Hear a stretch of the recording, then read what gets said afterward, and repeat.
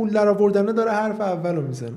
یعنی کسی که داره رشته تحصیلیش رو انتخاب میکنه معیارش پوله، کسی که میخواد یه مهارتی رو یاد بگیره معیارش پوله، کسی که میخواد یه کتابی رو خیلی وقتا بخونه معیارش پوله، یه دوره رو شرکت میکنه که تاش یه پولی در بیاره. یعنی همه چیز به اون داستان و جنبه اقتصادی و پول در آوردن ختم میشه. محتوایی رو میزنه که پول در بیاره، فیلمی میسازه که پول در بیاره، کتابی مینویسه که بیشتر بفروشه که پول در بیاره. همین باعث شده که عمق همه چیز از دست رفته و خیلی چیزا آبکی شده.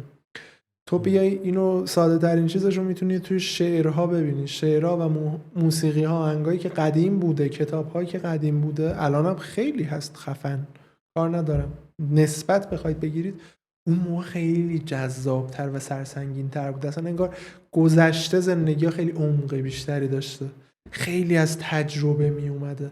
انقدر آبکی و مجازی صرفا برای اینکه یه ترندی ایجاد بشه، یک چیزی وایرال بشه نبوده.